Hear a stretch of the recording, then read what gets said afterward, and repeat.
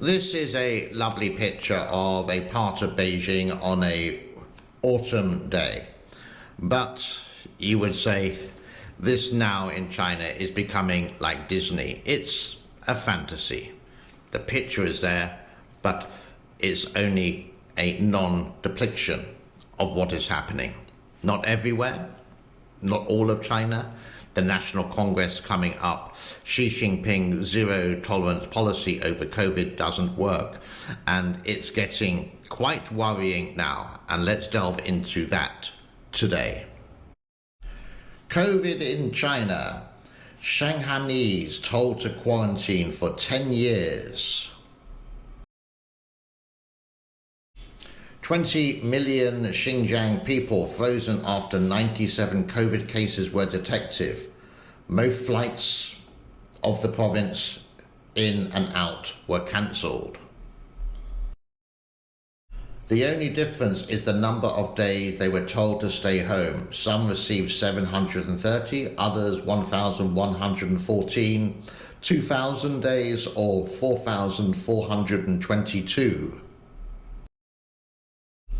In general, people have been told to stay at home for quarantine from 2 years to 13 years. One gentleman was told not to go out for exactly 3,648 days unless necessary, because he had been in a pandemic-related area. So with all these headlines, what is going on? Well, in China, to go anywhere, you need a mobile phone. And on that mobile phone, you need to have a health code application. If it's green, you can go anywhere you want. If it's yellow, it's restricted. If it's red, just like traffic lights, it's an absolute no-no. What normally happens with these applications is that if you are in an area, it would say, please go home and stay there for 3 days. You can see the picture here. This is all in Chinese, and basically this gentleman in Shanghai managed to get this onto a Twitter feed or Weibo, I don't know how, and basically it said 3,648 days. You have to stay home unless it's absolutely necessary because you've been in an area. I did actually speak to someone related to this, and she did confirm, and you can hear the conversation a little bit later, did confirm, but most probably this is a mistake. But this is a mistake that has been happening for people, and the numbers have been different, as we said before, 1,112 days, 2,000 days, up to even longer than that, up to 13 years, which is absolutely crazy. And are people going to stay in their house for that amount of time? No. There's another picture as well, and this is outside one of those testing stations for the PCR test that you may have once a week or once every 2 days, depending on the pandemic situation in China. And again, I got this verified, what it says, that my Chinese is not the best in the world and my reading is absolutely appalling. Now, I know you're excited to hear this little conversation that I had with a wonderful Chinese lady when I showed her these pictures today. Next year, maybe. Okay, all right, so But now, hold on, this thing. yeah. So the first one most probably a mistake, and the second one, this is a temporary sign saying this is going to be here for a long time. Yeah. Okay, that's all. I just wanted the translation. My Chinese is sort of like I can't read it. I can work it out, but I just like sometimes I just want to know exactly. Oh. And if I do an image search on Google, it doesn't do a very good translation.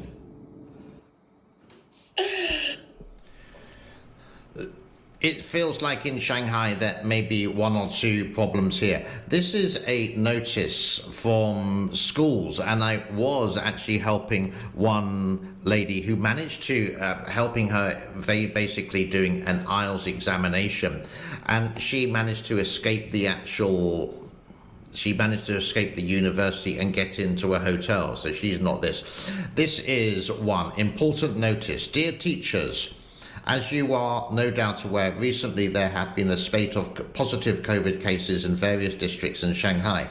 Several buildings, communities and schools have been locked down. We are not locking down for now. However, the Education Bureau has ordered all schools to exercise vigilance and minimize risk of transmission for at least this week. All school staff, students and families should only travel between home and school. Do not go out to restaurants, bars, clubs and other places. Avoid transportation if possible.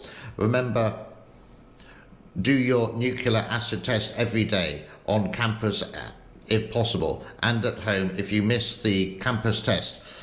Be aware that you ignore the advice, you will end up impacting the school community with over 5,000 people. You will be held liable.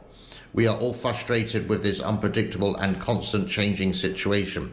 But the thing is, blah, blah, blah, blah, blah, blah, blah, blah, blah, blah, blah. Great.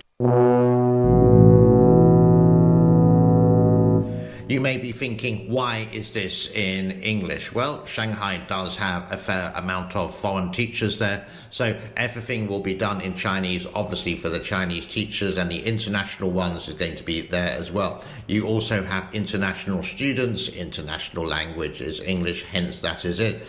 So it's a day-by-day situation, and we will be looking into this and monitoring it of what's happening. I do have, you could say, some boots on the ground, but just have to be careful related to the information coming out of China, if you get my meaning. Right, let's do another break and we'll be back.